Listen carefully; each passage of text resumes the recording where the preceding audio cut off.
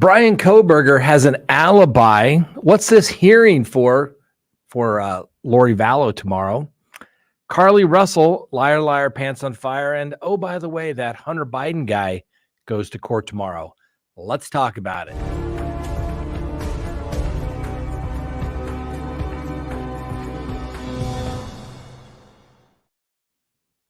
Good evening, everyone. My name is Scott Reich, and this is Crime Talk. Thanks for joining us.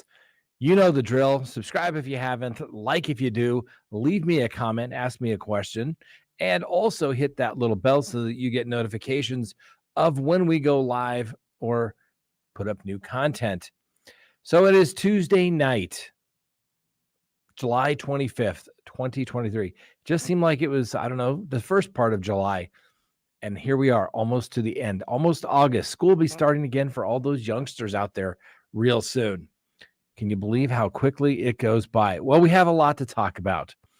But for maybe those who are joining us for the first time or just got this notification from YouTube, haven't watched us for a while, my name is Scott Reich. I am a practicing criminal defense attorney here in the great state of Colorado.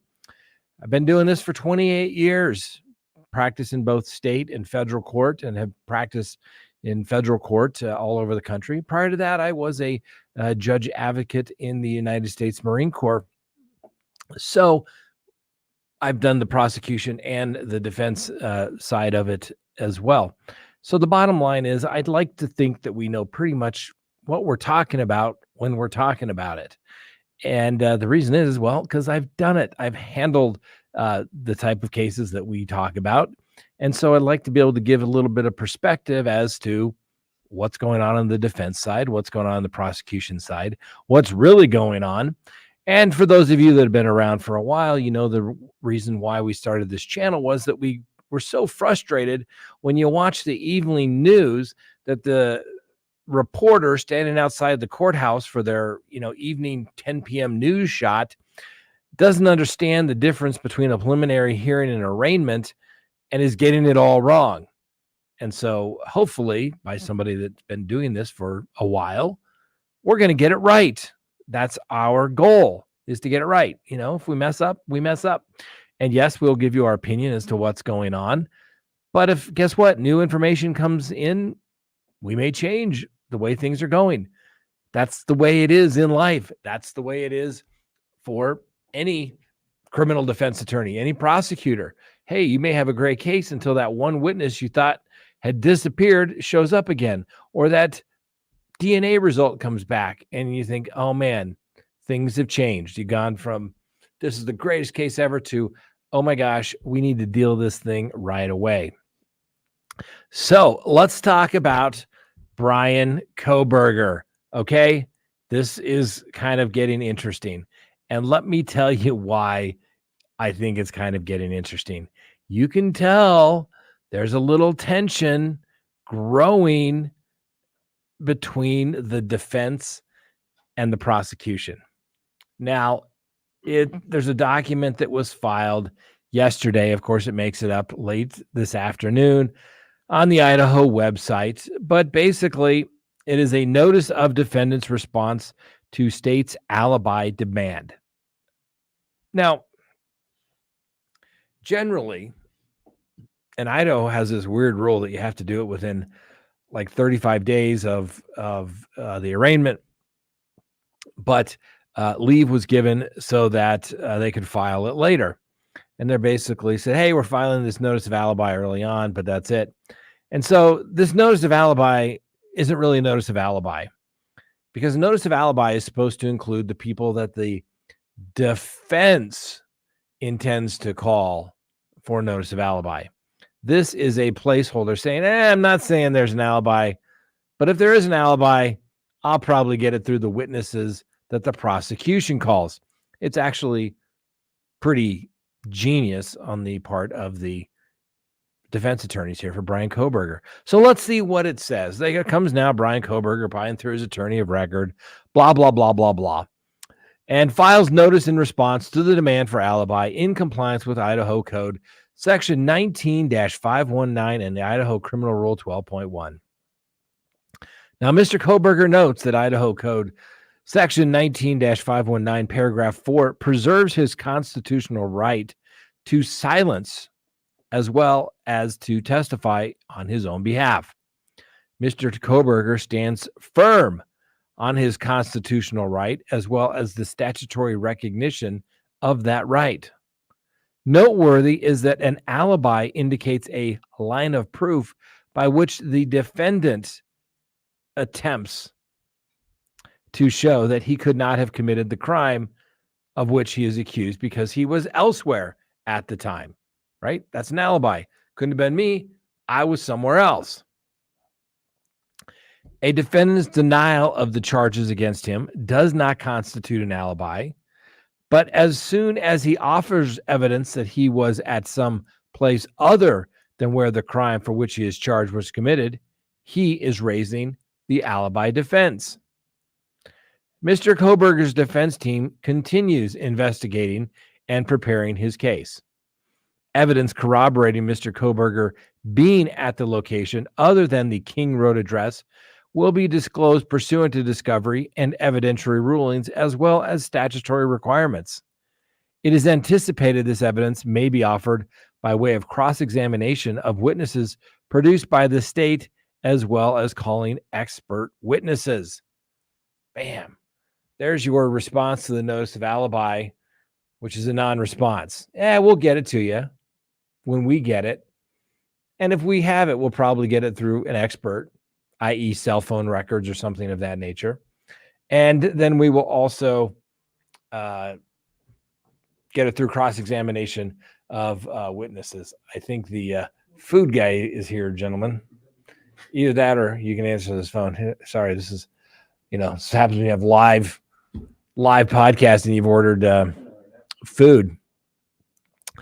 And it comes, of course, after you start your program. So anyway, that is the response. It basically says, yeah, if we have an alibi, we'll let you know, but we're not going to really let you know. And if you do, you'll need to know. But this is the motion that was filed that I think really shows the animosity that is developing between the prosecution and the defense in the Coburger matter. As you may recall, the defense in the Coburger matter said, hey, we want to challenge how the grand jury was assembled. We think there were some errors that were taking place, and we want to be able to challenge that. And of course, in typical government fashion, was it done on time? The transcripts? No, it was not. And so the defense was forced to file the motion saying, Judge, we want to toll it until these items are done. And that's the way the statute reads. But the statute also says you have to have an actual basis for it. And if there's a legitimate basis, then the statute tolls the speedy trial calculation from continuing to count. So the defense once again filed an anticipatory motion saying, Judge, we want to challenge this. We don't really know what we want to challenge because, we're supposed to get the grand jury transcripts and exhibits, and the prosecution hasn't produced any of that stuff as of yet. Now, you would think in a case of this size with this time of publicity that those transcripts would have been done immediately. But in typical government fashion, nobody's going to tell me what to do. We're not going to do it at our own time. These are expensive. And I say that, yes, from a defense attorney perspective, but that's the point. This garbage happens all the time. I should have been in trial not only this week, but the week before last and the week before last. But for the fact the government couldn't get their act together and they kept producing stuff late. And we're saying, Judge, we want to go. We want to exercise our client's constitutional right. The remedy is that you need to exclude all this evidence coming in. The court says, no. We're here in a truth seeking. We're not going to exclude evidence. That's not part of the truth seeking process. So the real remedy is a continuance. So it forced my client to make sure that we are prepared to go to court and investigate, because the prosecution couldn't get their act together for the last 2.5 years. At the last minute, the defense is forced to do a continuance, which is the game that the prosecution is playing here. As you may recall, like I said, the defense says we want to do this. judge says, I'm going to toll it for like 37 days. The prosecution says, no, judge, you can't toll. Or if what you're considering is it's a waiver, there's no such thing as a partial waiver of speedy trial, and therefore you must keep the trial date and we're going to go. So the defense filed a response here. And it states, come now, Brian Coburger, by and through their attorneys, lists them all, hereby submits the following response to the state's motion to reconsider or order staying time for speedy trial. The state's motions is concerned only with Mr. Coburger's statutory right to a speedy trial, though it never makes that plain. To be clear, there is no way to read a partial waiver of a constitutional right as a full waiver. Other jurisdictions use partial waivers of speedy trial, and they cite the various case law to that effect. The state cites to State v. Lindquist, and it gives the cite, wherein the court explicitly states that there is nothing wrong with a partial waiver for purpose of constitutional rights. Second, the state demands that the trial date remain where it is without a waiver of speedy trial. The state is free to take this position, but it is one with consequences. It has long been established that a state may not impose a penalty upon those who exercise a right guaranteed by the Constitution. Constitutional rights would be of little value if they could be indirectly denied or manipulated out of existence. And then they cite a United States Supreme Court case as well for that proposition. The state brought this prosecution and did so on its own timetable. Now that timetable must abide by Mr. Coburger's constitutional rights. The state cannot cry foul when its decision post-arrest make an October trial date untenable. Mr. Coburger has a right to a fair trial, to a defense, and to due process, and cites those constitutional amendments of the 5th, 4th, and 14th Amendment. He is not required to give up his right to a speedy trial in this matter because the state refuses to provide him materials as to its genetic genealogy search and chose the protracted litigation involved with a grand jury rather than a preliminary hearing. It is particularly ridiculous that the state claims the public has some stake in forcing Mr. Coburger to either abandon his constitutional right to defend himself or permit this case to carry on indefinitely as the state wishes. Either the public wants its trial in October, or it does not. The state's position on waiver of speedy trial is its own. If the public is to take any interest in this situation at all, it should be to wonder at the cavalier attitude the government has towards one of the fundamental rights secured to our citizens. Bam. Okay. Tell me there's not a little animosity building here. The defense makes a couple of good little jabs. I'm not, boom. It's like, hey, you guys wanted to play games. The defense said, you charged Brian Coburger by complaint and information. We're going to have a preliminary hearing that was set to go in late June. And then the prosecution didn't want its evidence to be presented for the public to see. So they went to the grand jury. They went the secrecy route. And now there's litigation regarding the grand jury assembly. Now there's litigation about the underlying facts as it relates to the genealogical searches that the FBI engaged in, and they don't want to turn any of that information over. Probably will not get resolved to anyone's satisfaction within the 6 months. We have an October trial date. Remember, we are rapidly approaching August and September, and we haven't had any real motions of substance or litigation in this case yet. And so the prosecution is basically saying, no, waiver. You waive. And the defense is saying, no, you chose this prosecution. We could have drugged this out a little while. We could have set the timetable that was reasonable for us to do this, and you didn't want to go there. You wanted to play games. So you want to play games? Let's play games. I've got more games than Milton freaking Bradley. Let's play games. Now, inevitably, there will probably be a waiver of speedy trial by Brian Coburger because it is a death penalty case and they want to make sure they're ready to go. But I like their attitude saying, no, let's go. Let's go to trial. See you in October. That's what the prosecution wanted. They wanted to do it this way. We're going to do it this way. This is what they wanted. I love it. I love the way they're doing that.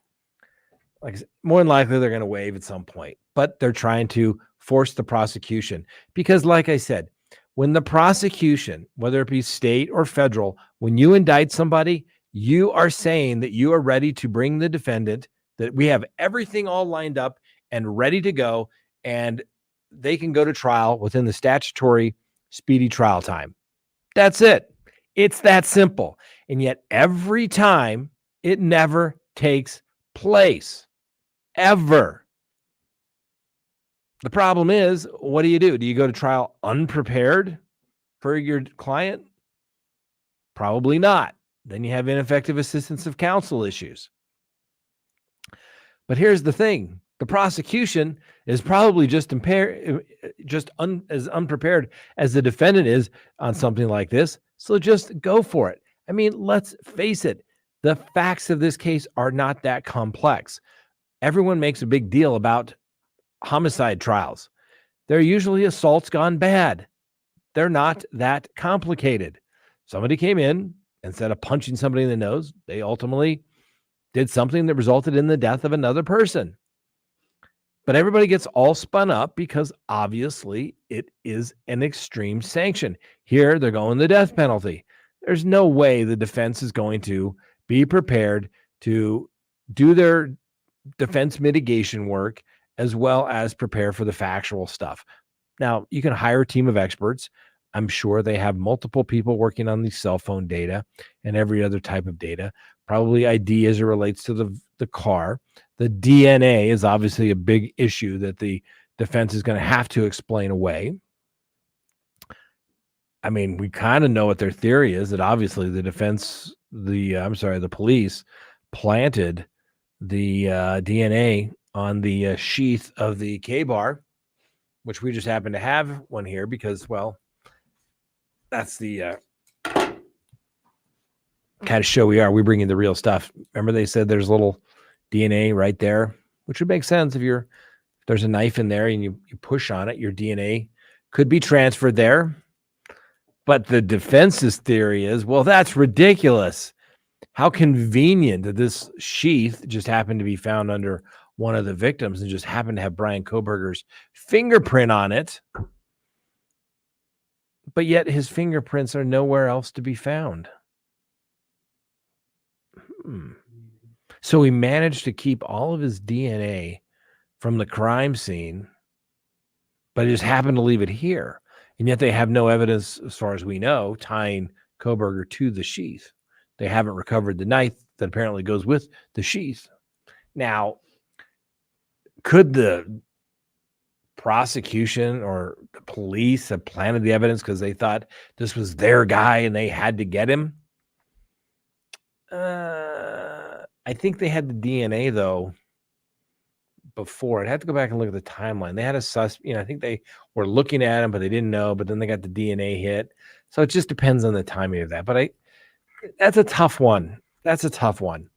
You got to have a bad guy before you can really start blaming the police. And obviously, it's better if it's absolutely true and not just reasonable, inferences drawn from the evidence or the lack thereof. So we're going to see how that goes.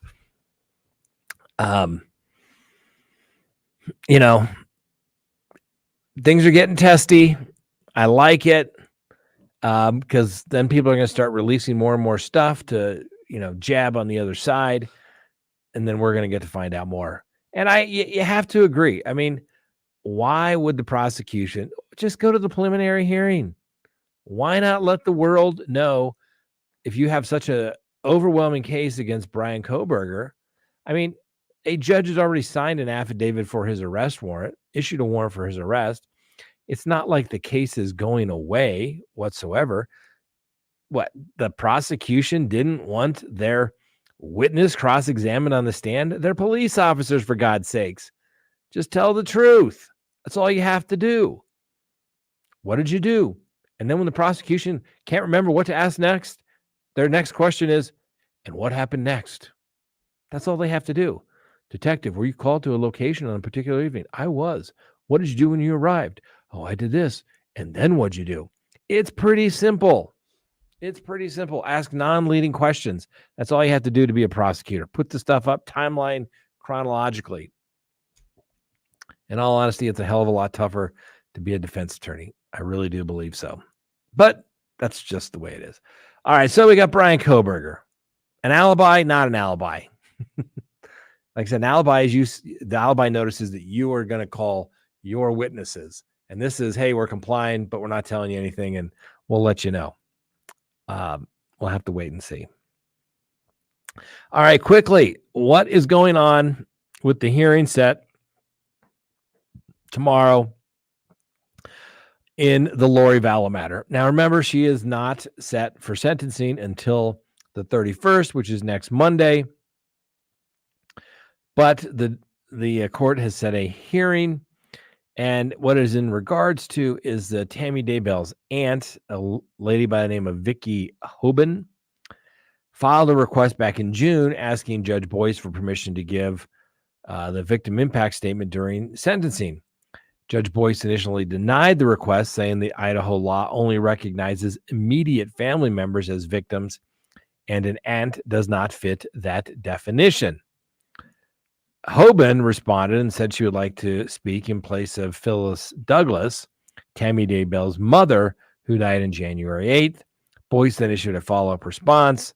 Because Phyllis Douglas is unable to fulfill that role of the immediate family member on behalf of Tamara Daybell, the court will designate Vicky Hoban as a representative of the immediate family. And she is permitted to make a victim impact statement, sentencing, she wrote.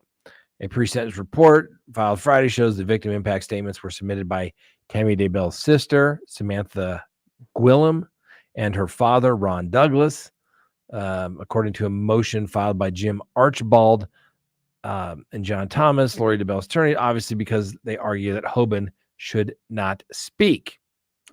Now, I'll be honest with you. I'm not sure why the defense is wasting their time on this. Really, it's not that big a deal. Now, like I said, wherever I've practiced, it's never really been an issue as to who can speak. I mean, we've got to learn a lot more about Idaho laws. The legislature may want to get to work on clarifying a couple of these things, but it just doesn't really make much sense as to why the defense is objecting to her sister that wants to speak in place of the mother, or I'm sorry, the aunt. It just doesn't make much sense. Like, why are we going there? Your client's been convicted. Obviously, the defendant always has a right to say whatever they want at sentencing. They can say nothing at all, which is normally the case, particularly when you've gone to trial and you've lost. Anything you say can be used against you. So just say, I got nothing to say. Bring it on. And when you go to sentencing, hell, I just had a sentencing. Double homicide. I guess this happened maybe a month ago, 3 weeks ago. It was right before, it was literally the week before I was supposed to start trial. And there was no place I would rather have been anywhere else in the world other than sitting there. Because it's double homicide. Lots of family members on each side, not anybody from my client's side. And you just got to sit there and take it. Now, to be honest, the family was absolutely very gracious, and they followed the court's rules. When you go to sentencing, you have to present your statement to the court. You don't get to address your comments to the defendant and say, oh, you're a horrible person. You did terrible things. You don't get to do that. These families were great. They were talked about how wonderful these people were, and there are great memories they had of them, and that they'll always be remembered. It was very, I'd say, very classy. there was actually a sentencing the other day that I saw where it was rival gang members, I think, families, somebody's in the gang, somebody did. And of course they're in there and a little fight breaks out right at the end and shuts everything down in the courthouse. It's just ridiculous stuff. Ridiculous. So I'm not sure why they have to have a hearing on this, but guess what? We're going to bring it to you live so you can watch it here. But I just not sure why the defense is bothering. Who cares? Let the whole world talk. I've had people show up at sentencing like, I just wandered in here and it seems like the victim was a very nice person and the defendant is a bad man. I mean, literally, I've seen, they're like, oh, they're a friend of the friend. You just do it. You go along with it. I don't understand why Boyce does what he does sometimes. I don't understand why they did half the trial in chambers. I don't get it. All right. Another thing before we start taking questions, and I don't know, we don't have the call set up, do we, Frank, for this? Probably not.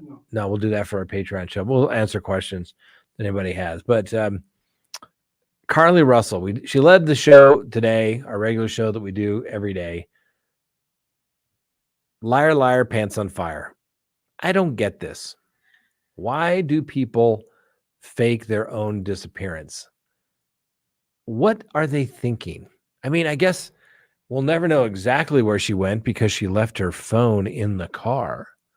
Maybe she can only go 2 days without needing to have her phone. You know, she stole a bathrobe like she was going to sit around a comfy fire and just enjoy nature.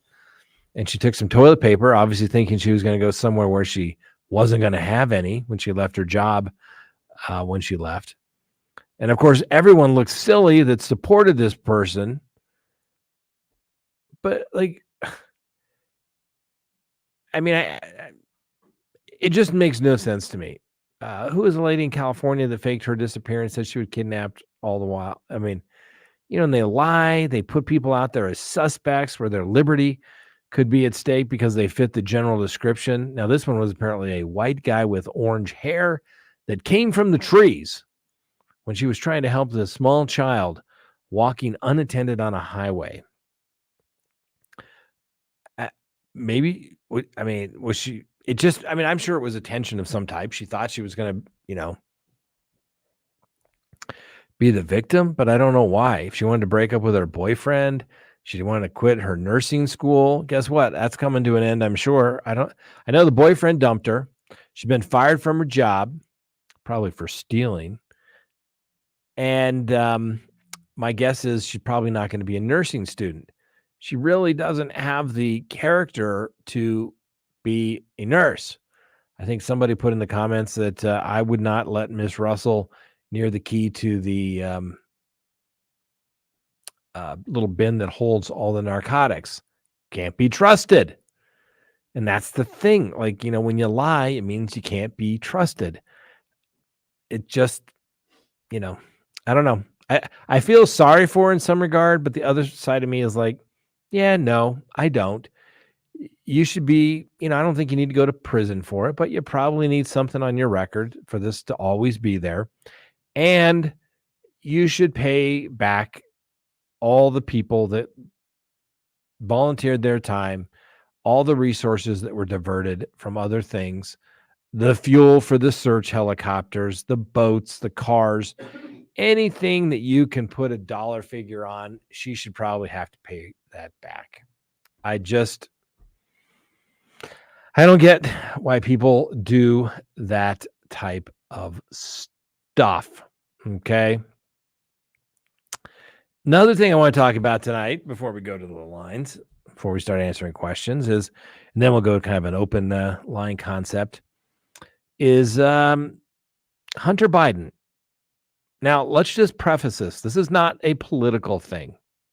All right? This is not a political thing. You can love Hunter Biden. You can hate Hunter Biden.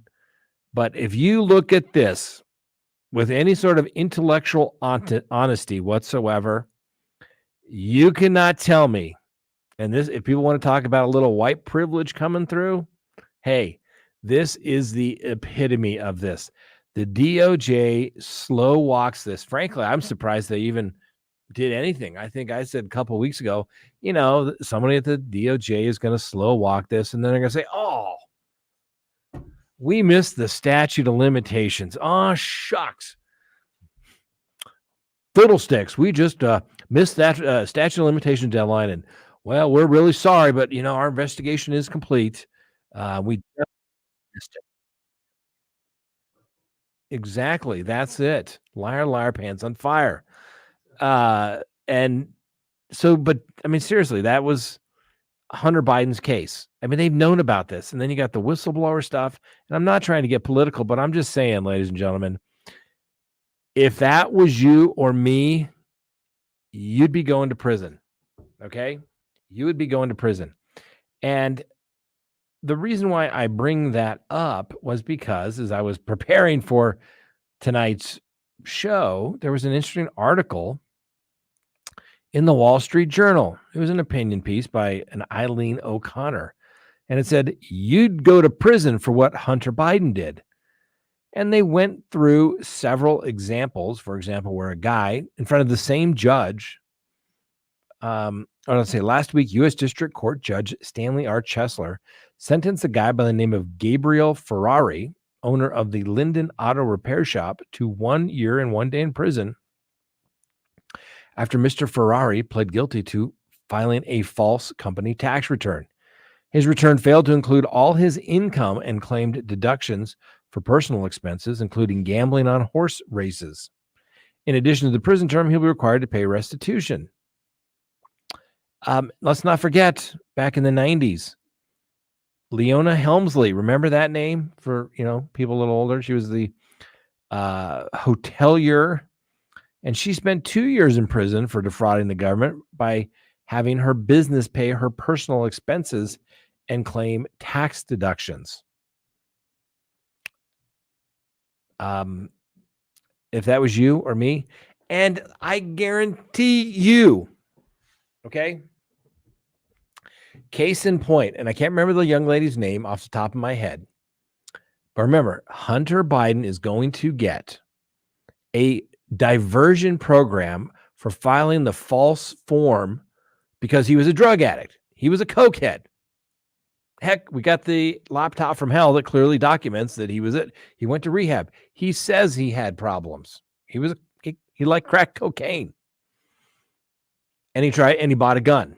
And we're not even going to go into the whole fact that it was dumped in a trash can and all that other stuff during a kind of a quasi domestic dispute between his then wife and then his dead brother's wife that he was having an affair with when he was married to his other wife. We're not even going to go into that one. But they're going to give him a pass, basically say, hey, don't get in any trouble. And then you don't have a conviction.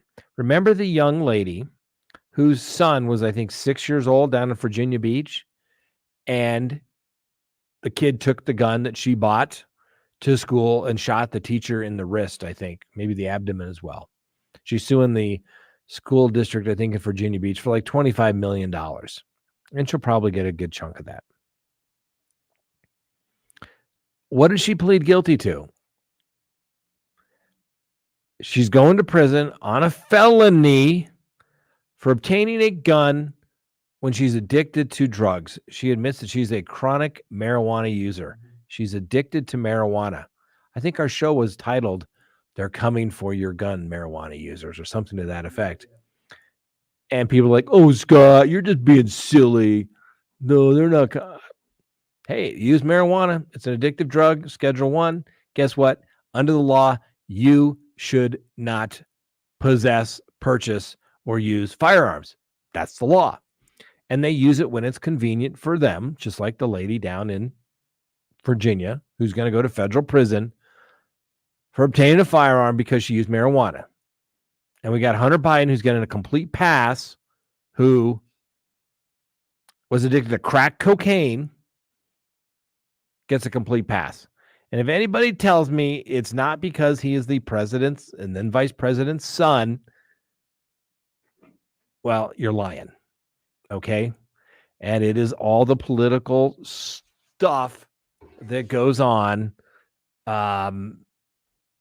in Washington, D.C. That's all it is. If you ever spend any time there, you know, everybody has their big fancy names. They're the undersecretary of this and that, and it goes on forever. And what does it mean? It doesn't mean they do nothing at all, but they trade favors. That was it. That's it. That's what they do. And we're not even going to get into all the other money issues that even some people are starting to think that there's something to look into. Because as you may recall, Donald Trump got impeached for asking Zelensky in the Ukraine, saying, hey, will you look into this? He got impeached because they said he was trying to influence and dig up information on Biden, and he got impeached for that. The actual thing takes place. They got money trail now, and everybody's like looking around with little visors on. And like I said, you don't have to like Biden. You don't have to love Biden, but you can't ignore it. And you got to be intellectually honest to say, are you kidding me? If this was you or me, and it's not, and that's what I think. That's why I hate the political side in the courtroom, because it shouldn't be about politics in a courtroom. It should be, hey, if a billionaire's kid is sitting there or the president's kid is sitting there, is he going to be treated the same as, you know, a young kid from the poor part of town, maybe minority?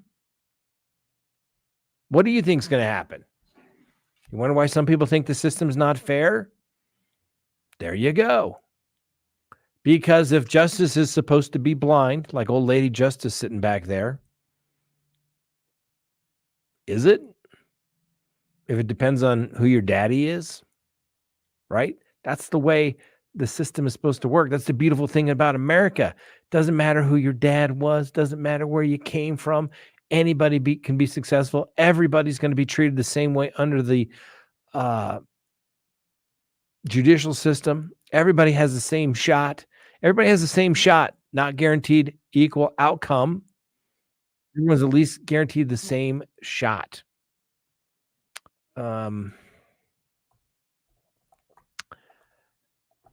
So I don't know. We can talk about that for a little bit longer as well, because I mean, seriously, I am going to seriously be watching this. I think the judge will take the plea agreement, but then we'll get to see the specifics of it. And I hope the judge does what most federal judges do, is say, Mr. Biden, tell me in your own words what you did. And that's how a good judge makes a plea agreement and the guilty plea bulletproof, meaning that nobody can come back and challenge it later.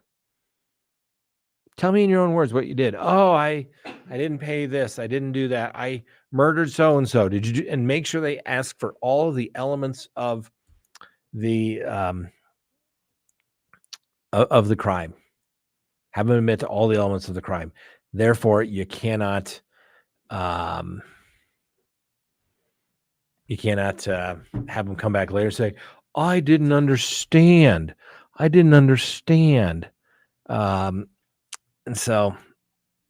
then when the system, and this is one of my, for those of you who've been watching the channel for a while, you know that Ayn Rand,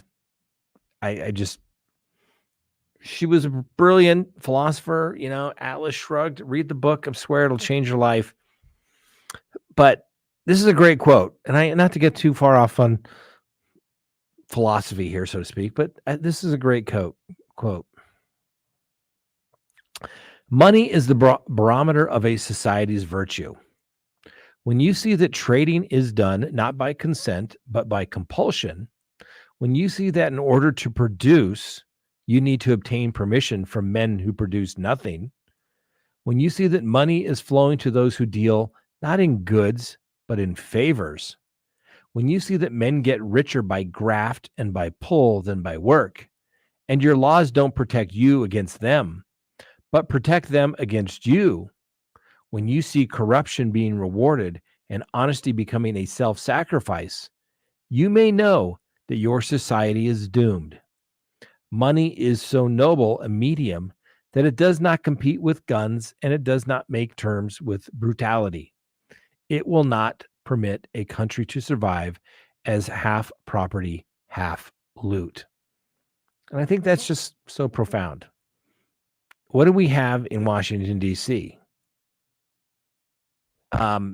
Is it people creating something? No, they trade in. They trade in favors. Hey, you do this, you do that. Why do you think when something goes down in Washington, D.C., everybody slow walks everything? Why do you think there was all this slow walking of everything, for example, in the Hunter Biden case? Just like when, normally even Republicans get in trouble. They slow walk it. Oh, we can't find it. We're going to investigate it. Because they all know they're all trading in favors and they all know that they're all doing the same thing. So if they pursue that, it's going to chop them off at the knees as well. So, either they're doing it, their family's doing it, their friends are doing it. People don't go to Washington, D.C. for public service. People go to Washington, D.C. to get rich by not doing anything other than trading in favors, ladies and gentlemen. Just something to think about. And so ask yourself, if that was you or me there and we had a drug addiction and we had a gun, do you think that they would give you a pass? Answer honestly. Probably not. All right. Let's take a few questions here. And like I said, we're not getting political about that. I don't care if it was a Democrat or a Republican. The point is, it shouldn't matter where you come from. It only matters, is it applied equally? And I would submit to you, it's not. It's not. Any opinion on the Taylor Shaw business? Well, as I just saw a comment go by, don't watch today's show while you're eating dinner, particularly sausage, apparently. Is what the comment came in by. I don't think the woman's crazy. She was found to be competent. I think she's got some anger issues.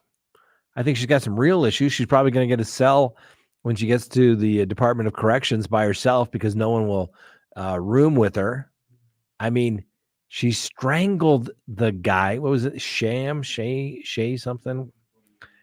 And her boyfriend, on again, off again boyfriend, kind of a friends with benefit kind of thing. And apparently they liked it a little rough, little tumble.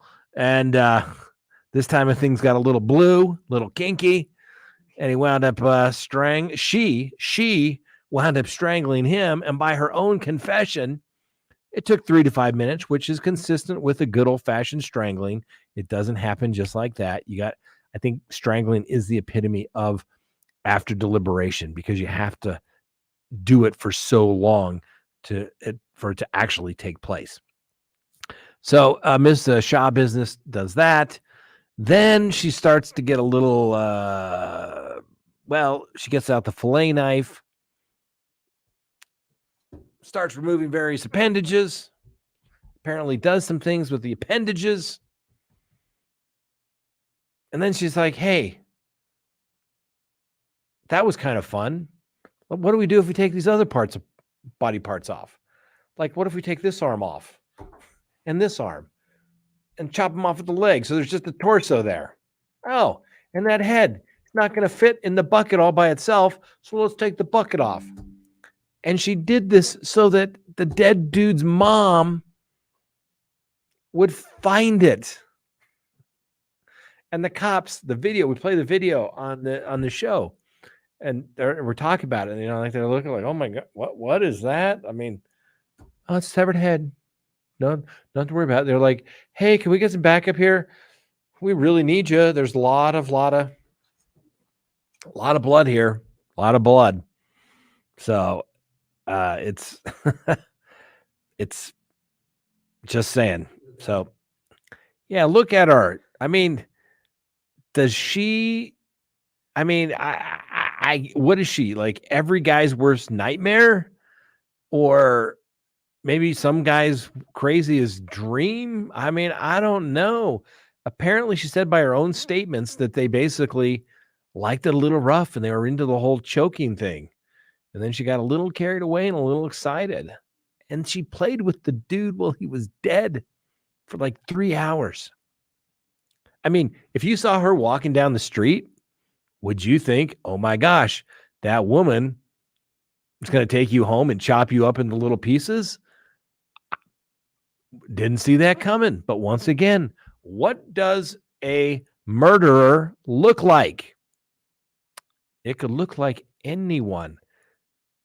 Anyone is capable of it, ladies and gentlemen. They really are. Some people are like, no, I'm not. I would. Yes, you are. I have represented lots of people that you never would have thought could do anything like that. But in the heat of the moment, the adrenaline's rushing of the situation, look out. Anyone can do it. Anyone is capable of it. Just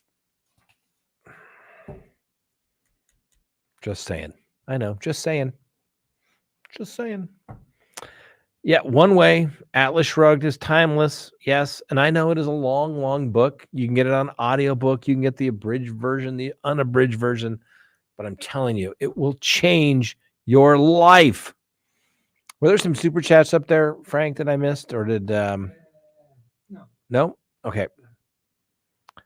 Because we don't ask for or beg for super chats. Some channels do. We don't. They certainly do help highlight any questions that you have. But oh, look at this. I really don't want any lawyers in the White House because they're the ones that have been to date as swarmy. I think I could vote for Scott. Well, thanks. I have no desire to be president. I would prefer to be king. Just kidding. Just kidding. I take that back. We couldn't do that. Although if I was king for a day, I could fix a lot of problems.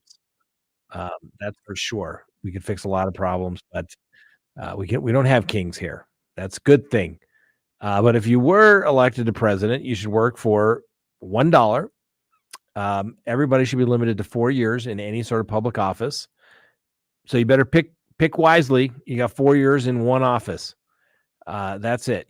And it shouldn't be so complicated that, we have to keep people around, understand the institutional knowledge. No, even staff members shouldn't be there so long because then they become rich and powerful as little staffers. Really, all these staffers that work there, get wined and dined by lobbyists. The next thing you know, they're getting, no, the whole place is corrupt. And like I said, go to Washington, D.C., go to a cocktail party and ask for somebody's business card there. And it'll be, we're the deputy undersecretary for the internal communications. I mean, their titles go on forever. And the longer the title, the less important they are in Washington, D.C. Mark my words. I love Washington, D.C. for the monuments, the museums. It's an incredible place. It's a beautiful city. But the politicians, man, we got to get them out of there. I'm telling you, they're the worst. And I'm not, and I'm an equal opportunity hater. I hate both sides, really. It's just the way it is. Why do judges get elected? Well, it depends on which state you're in. Some states have elections where they literally run for office and say, elect me as your judge. I'm going to do you right. I'm going to do all the bad guys wrong, but I'm going to do you right if you came before me. Most people don't care.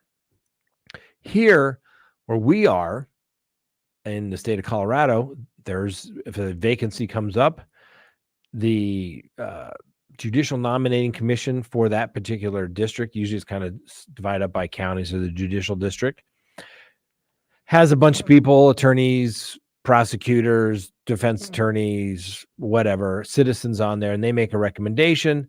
And they usually send up, if there's one vacancy, they send up 3 names to the governor. The governor then, from the time he gets the name, has to choose one of the 3 people. And then they are given a 2-year term, and they have to stand for re-election. But here, the judges can't. They're up for re-election, but there's they can't campaign. And every now and then, a judge will upset everybody, usually in small towns, and they get voted out. We had one in Adams County not too long ago.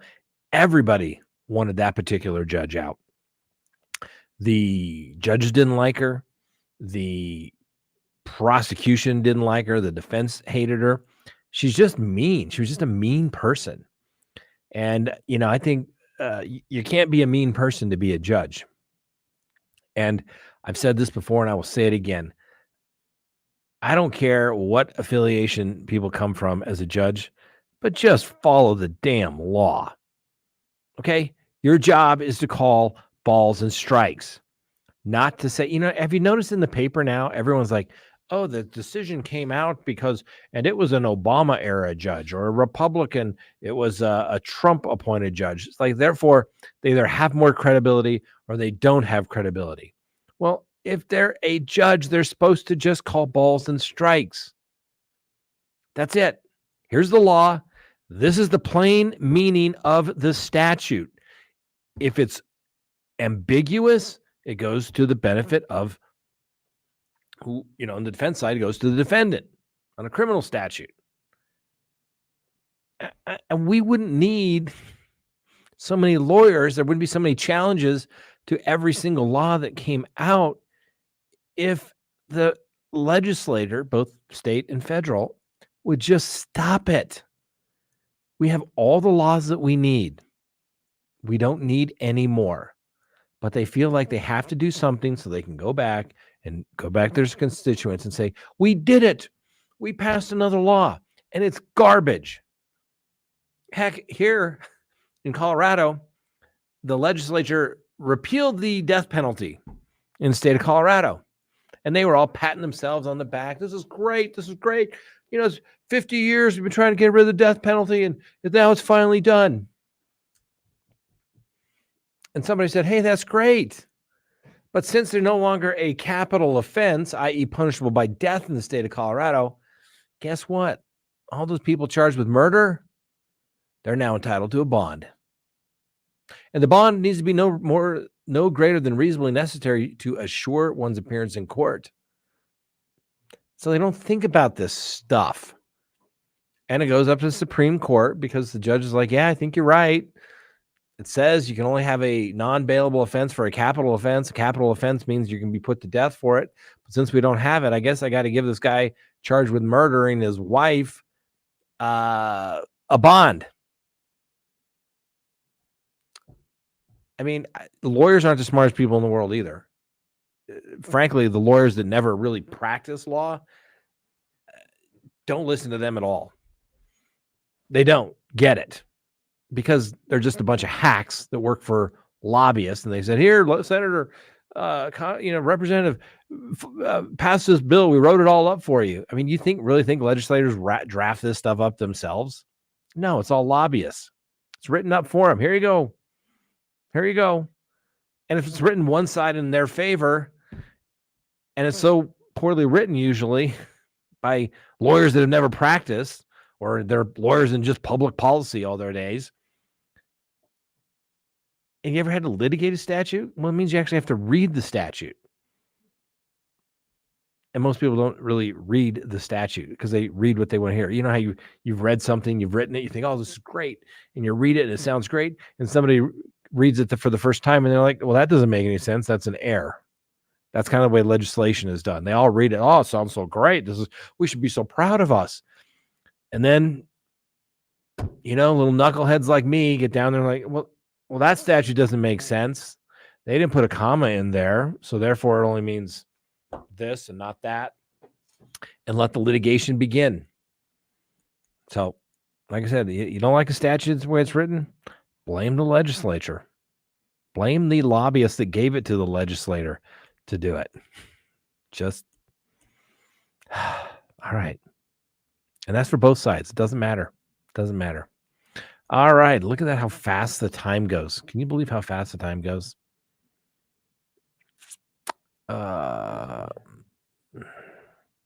Super chat.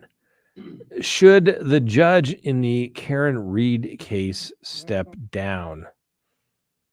Karen Reed case. Is that no, that's the remember the judge on the she got officially sanctioned. We talked about that. Let's see here. She's accused of killing a Boston police officer. Oh yeah, they're saying the judge should step down for some reason because not recuse herself from the murder case. You know, and this is the other thing.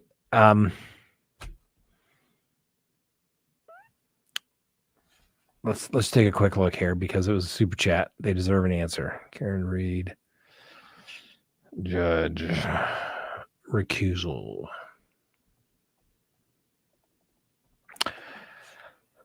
I try to keep it up on all cases out there, but as you can probably imagine, I can't keep up on all of them. Attorney for the woman accused of fatally hitting her boyfriend with an SUV on a snowy night last year argued in court that the judge overseeing the case should be removed from the proceedings. The judge resoundingly denied the request. On what grounds? You have to, for a judge to recuse themselves, normally when a recusal takes place is because one of the attorneys appears before them and they're good friends. I was in court the other day. There's a new judge coming in. One of the attorneys is really good friends with that particular judge. All the cases that this attorney has in that particular courtroom are going to get transferred because the judge and this other attorney are really good friends. They've known each other. They were like, I think, public defenders back in the day. Good friends, like, you know, in their weddings kind of stuff. That's an appearance of impropriety. Everybody thinks that shouldn't happen.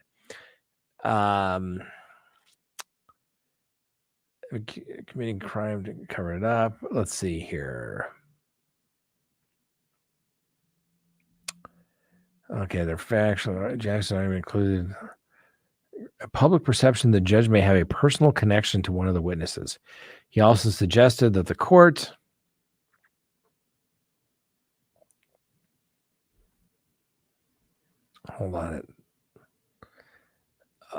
pattern of not ruling a timely way to defense motions while taking quick action on the motions for the prosecution. Wah! Quick crying defense. Welcome to the world of criminal defense work. Everybody's against you. Just get used to that. Yes, your motions are going to get, delayed if they have any merit to them whatsoever. The prosecution gets what they want. They always do. But that's just what judges do because they're not calling balls and strikes. They want to help the prosecution out. Let's face it, they do. So the attorneys are saying that the judge may have a personal connection to one of the witnesses in the case. The attorneys also suggested the court had a pattern of not ruling in a timely way on defense motions while taking quick actions on the motions from the prosecution. Wah. That's just part of the job. As far as this court's impartiality, I personally do not, nor have I ever had a question in my mind as to the court's ability.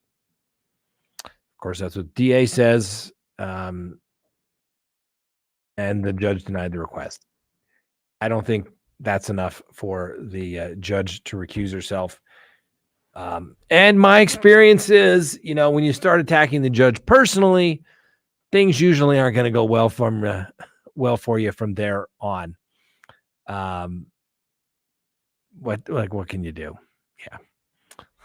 Unsolved crimes uncovered. Laugh out loud, Scott. She's a complete nut job. She beat up her lawyer. I know she did in court, like in public, right? Going back to Shaw Business, I think was her name. Like I said, you see that woman walking down the street. She looked relatively normal. Who knew she was going to chop you up and spit you out? Literally. She's a nut job, but I don't know. I don't think she's crazy. I think she's crazy like a fox. That's for sure. Let's go on here. Let's see a couple more questions, and then we'll go do our Patreon show. So if you haven't become a Patreon member, come join us because you can always get like some free stuff. You get free stuff too. Is there another super chat there, Frank? There are a lot of people in prison that are crackheads. Also, they didn't sell American electrical secrets. He should be charged with treason. That's from Kim. Jason Smith, I understand. People are losing it these days. You know, there for a while, I thought COVID was making everybody crazy. I think COVID just exposed how crazy everybody is, and we're still not back to any sense of normal. I think we've gotten so far.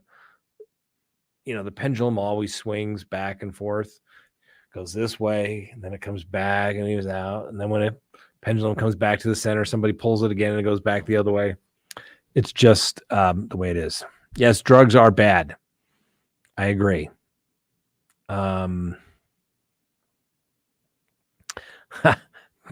Put her and Huerman in a cell and see who comes out ahead. Yeah, apparently they're both into the whole strangling thing, huh? So they got that going for them. Who knows? You know, all these people that get their cases in the notoriety, you know, they're going to have a fan club. They're going to have letters written to them. People are going to write them letters. I mean, look at Chris Watts, for God's sakes. He's still getting letters written to him. And I don't know what it is about Chris Watts, but I'm looking at all these comments. I'm like, what is that comment about coming through on my phone or something? And like Chris Watts videos are just booming again right now. I'm not sure why. I mean, it's never going to go away. But these guys, they're going to get famous. They're going to have fan club all their life. I'm sure Huerman, you know, he's getting divorced. You know, the Gigolo beach serial killer, allegedly, and his wife's divorcing him. I'm sure his kids won't talk to him anymore. This guy's going to have more women than he's ever needed or wanted. His problem is, allegedly, you know, he won't be able to kill him when he's done because he'll be on the other side of the bars. Yeah, it's going to be interesting. I don't get it.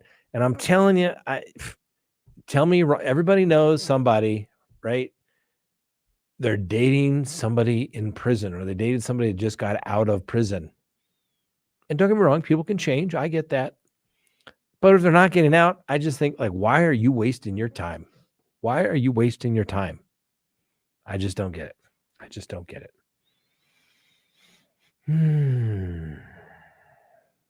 All right. All right. I guess we'll leave it there. If you'd like to join us, become a Patreon member. We'll be there in just a couple of minutes. We'll continue the conversation. And that's right, we'll have the call-in line number up so you can call and ask questions.